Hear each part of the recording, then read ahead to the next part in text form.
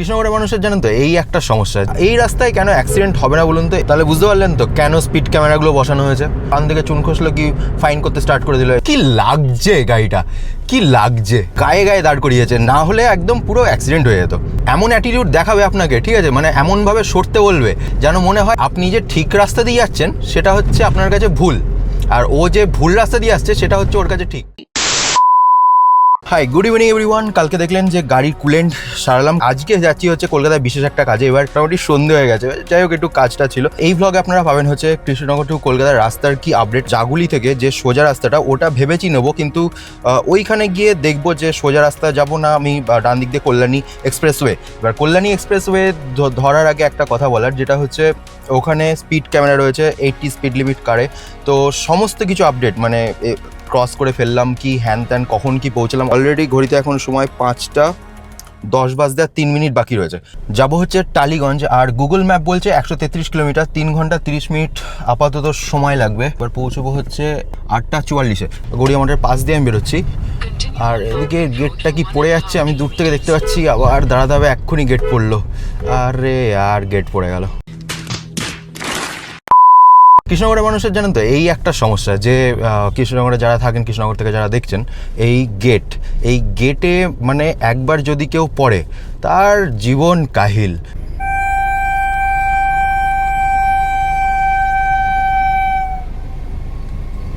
এই টোটোগুলোকে দেখুন, নিজের লাইনে থাক বাবা।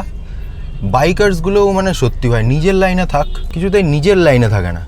গাড়িগুলো সব ঠিক আছে, গাড়িগুলো যে যার লাইনে আছে, এই টোটোগুলো মানে সত্যি এবারে জ্যাম পাওয়ানোর মাসে। আর কৃষ্ণনগরে আমার টোটোর উৎপাতে পারা হয়ে যাচ্ছে না, সত্যি কথা, মানে টু বি ভেরি অনেস্ট। এইখানকার রাস্তাটা সারায়ও না, কি অবস্থা দেখুন রাস্তাটার। আর এই টোটো এরম করে যাচ্ছে, মানে প্রায় সামনে টোটোটা এই লাইন পারাপার করতে গিয়ে প্রায় উল্টেই যাচ্ছিল। চলো এবার এই যে কৃষ্ণনগর রান্নাবাটি বা এই যে হোটেল সামনে হাভেলি দেখছেন, এর সামনে দিয়ে, মানে এই যে হাভেলি, এর সামনে দিয়ে হচ্ছে NH12 ধরে নিলাম। এখন হচ্ছে দেখাচ্ছে আর 131 কিলোমিটার, 9টা 24-এ পৌঁছবো।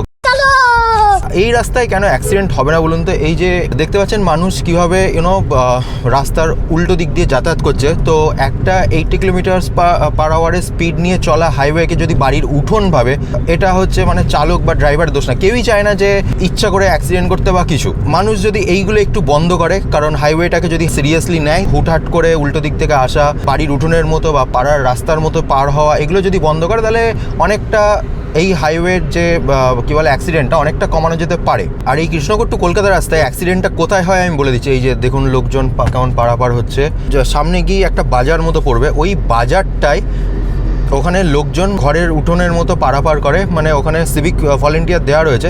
বাট তাও এই রাস্তার আরেকটা ভাইটাল ক্রসিং হচ্ছে দিগনগরের এই ক্রসিংটাই, যে সামনে ট্রাফিক লাইট রয়েছে দেখতে পাচ্ছেন, ঠিক এই জায়গাটা। যতগুলো NH12-এর অ্যাক্সিডেন্ট, মানে NH12 বলতে অনেকটাই রাস্তা, কৃষ্ণনগর থেকে এই শান্তিপুরের মধ্যে যতগুলো অ্যাক্সিডেন্টের কথা আপনি শুনবেন, ঠিক এই মোড়টা থেকে কৃষ্ণনগরের মধ্যেই হয়।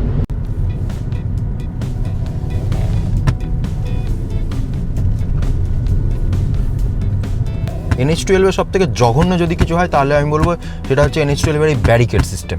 শান্তিপুর বাইপাসের পাশে যে ট্রাফিক সিগন্যালটা পড়ে, এইখানকার সিভিকগুলো বেশ ফ্রেন্ডলি, কনফিউশন হলে বলে দেয় এরা। কলকাতার সিভিক ভলেন্টিয়ারগুলোর মতো না, যে মানে কিছু পান থেকে চুন খসলো কি ফাইন করতে স্টার্ট করে দিল, জিজ্ঞেস করেও দেখে না যে কনফিউশনের জন্য হয়তো ভুলটা করে ফেলেছে। পাশের যে এইগুলো যেটা দেওয়া রয়েছে না, অনেকে কী করছে দেখছি, এইটা পার করে মানে মনে হচ্ছে যেন তারা বাড়ির বেড়া টপকে রাস্তা পার হবে বলে এরকম পার হয়ে যাচ্ছে। মানে ভাবুন, রানাঘাটের এখানে তাপ্তি মারার রাস্তা রয়েছে, যে বড় বড় গর্তগুলো হয়েছিল সেইগুলো বেশ তাপ্তি মেরে দিয়েছে। ঘড়িতে সময় এখন 6টা 40, আমি এখন রানাঘাটে। রাস্তা আপাতত সব কিছু ঠিকঠাকই রয়েছে। শান্তিপুরের ওখানে যে বাইপাসটা ছিল, সেই বাইপাসটার ওখানে যে বড় বড় গর্তগুলো ছিল সেগুলো তাপ্তি মারা দেখলাম, মানে স্মুথ জার্নি হবে।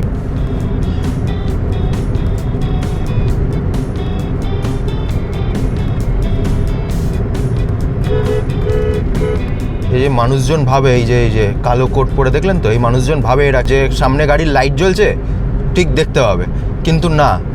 যারা যারা এইভাবে পাস করেন বা যারা যারা এইভাবে ভিডিও দেখছেন, একটা ড্রাইভার হিসাবে বলছি, আশা করি সব ড্রাইভার সহমত হবে। সেটা অনেকক্ষণ সময় ধরে আমাদের লাইটে তাকাতে তাকাতে কী হয়, অনেক অন্য জায়গায় যদি আমরা তাকাই, এটা কেমন সেই চোখে একটা অন্ধকার অন্ধকার ভাব দেখি না, সুতরাং আমাদের চোখেও সেমটা হয়, কন্টিনিউ লাইটের দিকে তাকিয়ে থাকতে থাকতে। আর এখন তো প্রায় সব গাড়িরই এলইডি, তো এই কন্টিনিউ এই লাইটের দিকে তাকিয়ে থাকতে থাকতে না দূরে আপনারা যারা ভাবেন যে লাইট জ্বলছে বলে দেখতে হবে, তাদের আমরা অন্ধকার দেখি। এইটা একটু মাথায় রেখে রাস্তা পার হবেন, তাহলে আপনারা সেফ থাকবেন। ঘড়িতে এখন সময় বাজে হচ্ছে একদম 7:05, আর আমি দাঁড়ালাম হচ্ছে কর্মকার হোটেলে। এই যে কর্মকার হোটেল, সামনেটা এত সুন্দর করে সাজিয়েছি, রাত্রের ডিনার নেবো। এইখানে একজন ফ্যামিলি মেম্বার, মানে হচ্ছে আমি চ্যানেল ফ্যামিলি মেম্বারের কথা বলছি, দেখা হয়ে গেছিলো, আমি তার ছবিটা এখানে অ্যাটাচ করছি। আর একটা জিনিস আমি জানতে পারলাম, তো ওইখানে যে গ্র্যান্ড i10টা হুট করে দাঁড়িয়ে পড়েছিল, একটু আগেই যে কারণটার জন্য বললাম ঠিক সেই কারণটার জন্য দাঁড়িয়ে পড়েছিল। সামনে দিয়ে ওই ভদ্রলোক মানে সাইকেল নিয়ে হুট করে পার করে ফেলেছেন। এইবার কী হয়েছে, গাড়ির যে হেডলাইটটা সেটা হচ্ছে ডিপারে ছিল, এবার হট করে খেয়াল করেনি, সামনে যেই চলে এসছে তখন দেখতে পেয়েছে। এবার যথারীতি হুট করে দাঁড়িয়ে পড়েছে। এবার পেছনে যে ইকো গাড়িটা ছিল, পেছনে ভাগ্য গেল ঠিক টাইমে দাঁড় করিয়েছে, গায়ে গায়ে দাঁড় করিয়েছে, না হলে একদম পুরো অ্যাক্সিডেন্ট হয়ে যেত। আর এখান থেকে যে খাবারটা নিলাম, খাবারের রিভিউ তো আমি আগে দিয়ে দিয়েছি, আমি সেই ভিডিওটার লিঙ্ক আমি ডেসক্রিপশন বক্সে দিয়ে দেবো, আপনার চেক আউট করে নেবেন। 2টো ভাত নিয়েছি, 1 প্লেট চিকেন নিয়েছি, তার বিলটা হয়েছে 340 টাকা, আর 20 টাকার চা খেয়েছি। এইখান থেকে খাবারটা নেওয়ার একটাই কারণ, এখানে মাংসের ঝোলটা অমাইক করে, আপনারা যারা খাননি তারা খেয়ে দেখবেন। আর সেই সঙ্গে চলে এসেছি হচ্ছে কল্যাণী টোল প্লাজা।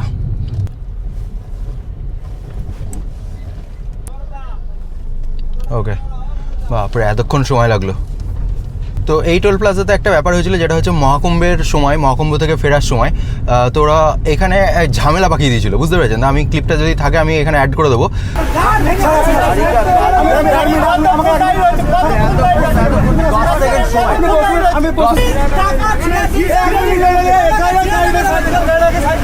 আমি টোল না দিয়ে বেরিয়ে গেছি, আমার সাথে অনেকজনই ছিল। সামনের একটা ট্রাকের ফার্স্ট ট্রাকের টাকা ছিল না, তার জন্য আমরা পেছনে দাঁড়িয়ে থাকবো, এবার দাঁড়িয়েও থাকবো, আবার হচ্ছে টোলও দেবো, মানে সিরিয়াসলি ম্যান। তারপরে আর কেউ, মানে সবাই গাড়ি নিয়ে বেরিয়ে গেছিলো, আর টাকা ফাঁকা কেউ দেয়নি। উল্টো দিক থেকে আসছে যখন ভাই, এটাকে ডিপার দিতে হয়, আপারে জ্বালিয়ে চলে আসে।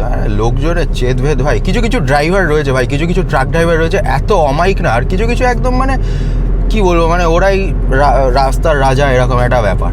তো ভেবেছিলাম সামনে দিয়ে যাব, সত্যি কথা বলতে মানে আমাদের সোজা যাবো আমঘাটা হয়ে, কিন্তু এখন অনেকটাই রাত হয়ে গেছে, সেই কারণে আর সোজা যাব না, বাঁ দিক দিয়ে জাগুলি হয়ে, মানে বড় জাগুলি হয়ে আমি কল্যাণী এক্সপ্রেসওয়েই ধরবো।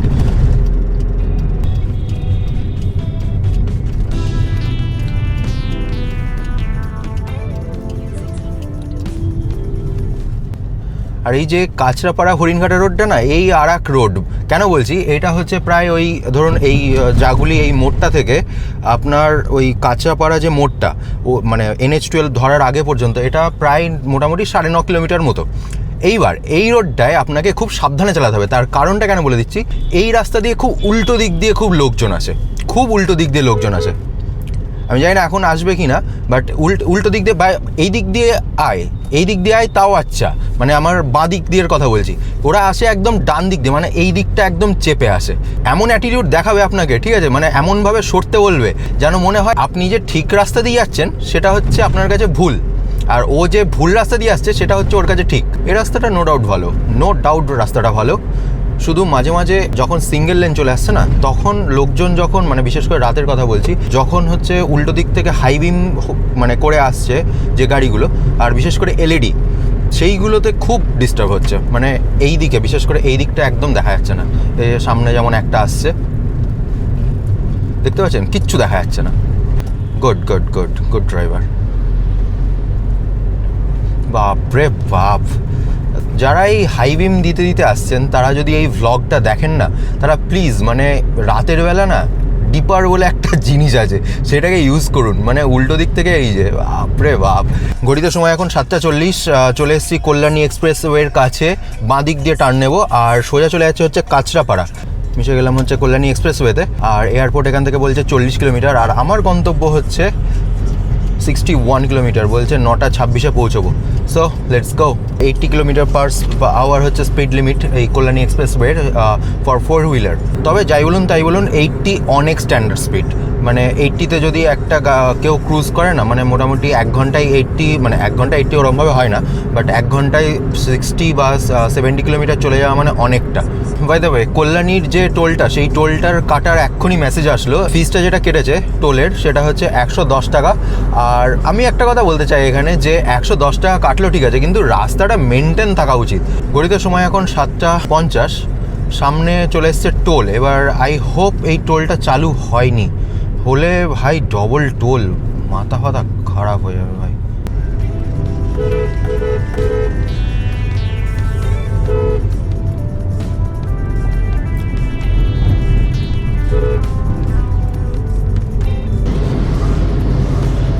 বাইকগুলো ভাই কীভাবে চালাচ্ছে, একটা বাইকে ছিল 3 জন, সিরিয়াসলি ম্যান, এদের জন্য অ্যাক্সিডেন্টগুলো হয়। তারপরে এইদিকে দেখো যাচ্ছে, কোনো হেলমেট নেই মাথায়। ভাই এইগুলো একটু মেনটেন করা দরকার ভাই। একটা এক্সপ্রেসওয়েতে উঠছেন, অ্যাটলিস্ট হেলমেট পরুন। দুটো রাইডার নিন, একজন পেছনে ঝুলছিল লিটারেলি, আমি ক্যামেরা অন করতে করতে বেরিয়ে গেল। তাহলে বুঝতে পারলেন তো কেন স্পিড ক্যামেরাগুলো বসানো হয়েছে।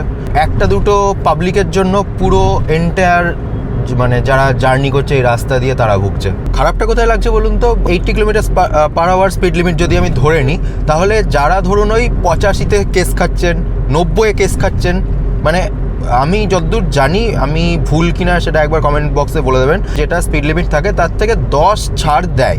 আমি কোনোদিন ওভার স্পিডিংয়ের জন্য কোনোদিন আমি কেস খাইনি যদিও। এবার ওভার স্পিডিংয়ের জন্য যারা যারা কেস খেয়েছেন, তারা অনেকেই মেনশন করেছেন যে মেনশন করা যে স্পিডটা, তার থেকে 2 স্পিড বেশি ছিল বলে কেস খেয়ে গেলাম, বা 5 স্পিড বেশি ছিল বলে কেস খেয়ে গেলাম। মানে এই জিনিসগুলো শুনলে সত্যি খুব খারাপ লাগে। তেল ভরার চেষ্টা করছি, কিন্তু বাঁ দিকে একটা ঢাঙ্কা পেট্রোল পাম্পই পাচ্ছি না, সব ডান দিকে। অনেকক্ষণ ধরে এদিক দিয়ে ঢুকতে পারবেন না, এদিক ঢুকতে পারবেন না করে একটা গলি দিয়ে ঢুকলাম। এই গলিটা দিয়ে ঢুকতে দিল, আর এটা আমি জানি না কোথায়। যারা জানেন, যারা একটুখানি কমেন্ট সেকশনে বলে দেবেন। এখানে লেখা রয়েছে মাঝেরহাটি মোড়। এই রাস্তাটা গুগল ম্যাপ বলছে 2.8 কিলোমিটার যেতে হয়, মানে 2.8 কিলোমিটার তো এখন মানে অনেকটা চলে এসেছি, বাট আমার যতদূর মনে হয় 3.5 কিলোমিটার মতো ছিল। আচ্ছা, এটা কি বিরাটির রাস্তাটা? কারণ পেছনে লেখা ছিল বিরাটি বিগ বাজার, আর পেছনে একটা মোড় পড়লো, খুবই কনজেস্টেড ছিল। একজন লেডি কনস্টেবল ছিলেন, খুব সুন্দর ম্যানেজ করছিলেন, কারণ এতটাই জ্যাম ছিল ওখানে, আমি ক্যামেরাটা বার করে ঠিকঠাক রেকর্ড করতে পারলাম না।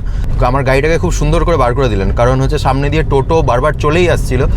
রাস্তাটা এইবার বুঝতে পেরেছি, কারণ আগের দিন মানে সকালবেলা এসেছিলাম ম্যাডামকে এয়ারপোর্ট ছাড়তে, ভাই আমার পুরো একদম মাথা ব্যথা হয়ে গেছে। রাস্তাটা এতটাই কনজেস্টেড ছিল, এগোতেই পাচ্ছি না, এতটা সময় লেগেছিল এই রাস্তাটা পের হতে, তা কি বলবো।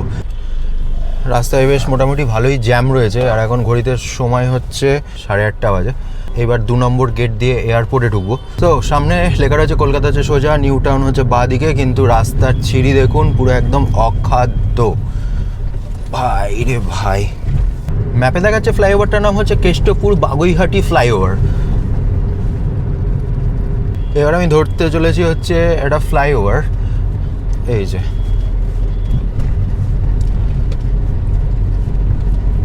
ওফ কি লাগছে, সিরিয়াসলি ম্যান সেরা লাগছে। ওফ এই গাড়িটাকে সেরা লাগছে, মাহিন্দ্রা রিভি গাড়িটা মনে হচ্ছে কোনো একদম জাপানি স্পোর্ট কারের মতো বানিয়ে দিয়েছে আনন্দ মাহিন্দ্রা। এই যে গাড়িটা সেরা লাগছে, নো ডাউট। পুরো ল্যাম্বরগিনি একটা ফিল আসছে পেছনের লাইটটা দেখে। এই যে পেছনের লাইটটা খেয়াল করুন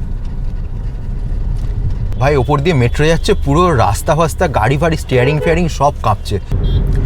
এই যে রাস্তা ধরে যাচ্ছি, যেটার নাম হচ্ছে ইস্টার্ন মেট্রোপলিটন বাইপাস, এইখানে অনেক স্পিড মিটার বসানো রয়েছে। আমি জানি না স্পিড ক্যামেরা বসানো রয়েছে কিনা, বাট স্পিড মিটার অনেক বসানো রয়েছে। কেমন, সো যেটা রেকমেন্ডেড স্পিড আই গেস 50, সেইটা একটু মেনটেন করে চালাবেন। আর এখন 9টা বাজে, বিভৎস জ্যাম ভাই, বিভৎস জ্যাম। ও মাই গড, সামনে ওটা কি যাচ্ছে, হন্ডা সিটি ব্রো, কি লাগছে গাড়িটা, কি লাগছে। সামনে হচ্ছে আইটিসি রয়্যাল, সুন্দর লাগছে দেখতে রাতের বেলা। আমি ওই রোডটা থেকে একটা ডান দিকে টার্ন নিলাম, যার রোডটার নাম হচ্ছে প্রিন্স আনোয়ার শাহ রোড। তো সেই রাস্তা ঢুকেই এই ইন্ডিয়ান অয়েল পেট্রোল পাম্পটা পেয়ে গেছি। অনেকক্ষণ পর নামলাম, গা হাত পা পুরো আড়ষ্ট হয়ে গেছে। ওকে, এই পেট্রোল পাম্পের বাথরুমটাও বেশ পরিষ্কার পরিচ্ছন্ন রয়েছে, আপনারা চাইলে স্নানও করতে পারেন যদি খুব দরকার হয়। এই যে ইন্ডিয়ান অয়েলের পাম্পটা, আর এখান থেকে বলছে আমার হোমস্টে হচ্ছে 5.2 কিলোমিটার। হোমস্টে না একটা ইউনিক ফিচার্স রয়েছে, সেটা আপনাদের সাথে অবশ্যই শেয়ার করবো, কিন্তু এই ব্লগে না, ওটার জন্য ডেডিকেটেড একটা ভিডিও বানাবো, ঠিক আছে? এই যে রাস্তাটায় আমি যেটা খেয়াল করছি সেটা হচ্ছে ম্যানহোলগুলোর জন্য মানে রাস্তাটা একটু বাম্পি হয়ে রয়েছে, মানে কোথাও মানে অনেক জায়গায় দেখছি যে আবার ওই সেই ওই চটা উঠে গেলে সেই জোড়াতালি দেয় না, সেই রকম করা রয়েছে। রাস্তাটা ঠিকঠাক, বাট ওই কিছু জায়গায় এমন করে মানে জোড়াতালি মারা রয়েছে, তার জন্য একটা মানে আপনার স্মুথ নাও লাগতে পারে, বাট আমার লাগছে না। টাটার যে সাসপেনশন, সেই সাসপেনশন আমি যতদূর জানি একটু স্টিপার সাইডে থাকে, মানে ব্যালেন্সের জন্য, ঠিকঠাক ব্যালেন্সের জন্য। সো এইটা যে পরিমাণে হিলছে এই বাম্পি রাস্তার ওপর দিয়ে যেতে গিয়ে, যাদের একটু নরম সাসপেনশন তাদের এবার ভাবুন কী পরিমাণে দুলছে। মানে এই ভার্না সাসপেনশন না অতটাও স্টিপ না, মানে মোটামুটি একটুখানি সফটার সাইড রয়েছে, তো বুঝতেই পারছেন আমার কী কন্ডিশন হচ্ছে। সো চলে এসেছি আমি আমার লোকেশনে। এখানে একটা শিব মন্দির রয়েছে, পাশে গণেশজির মূর্তি রয়েছে, আর আমার হাস্কি রইলো এইখানে। বললো যে হোমস্টে ওনার, তিনি বললেন যে এখানে রেখে দিন, কোনো অসুবিধা হবে না। সো আমার যেখানে গন্তব্য টালিগঞ্জে, সেখানে পৌঁছে গেছি। এখন ঘড়িতে সময় প্রায় 10:20 বাজে, মানে অনেকটাই সময় লেগে গেল। মানে আমি মাঝে একটু তেলটা না থাকার জন্য আস্তে চালাচ্ছিলাম, পাম্প দেখতে আসছিলাম বলে। ট্রাফিকে অনেকটা সময় লাগলো। এস্টিমেট টাইম ধরে আসবেন না, একটু সময় হাতে নিয়ে বেরোবেন, আমার এইটা পরামর্শ রইলো। যারা জানতে চায় যে সবাই তো আর কলকাতা থেকে দেখছেন না, কলকাতার পাশ থেকেও দেখছেন, একটু সময় হাতে নিয়ে বেরোবেন, একদম টাইটাই সময় নিয়ে বেরোবেন না। আর আশা করছি এই ব্লগটা অনেকের হেল্প করবে। ব্লগটা ভালো লাগলে লাইক করে দেবেন, share with everyone and subscribe করতে ভুলবেন না। So guys, thanks for watching, this is Pritam Baxi, take care, good night.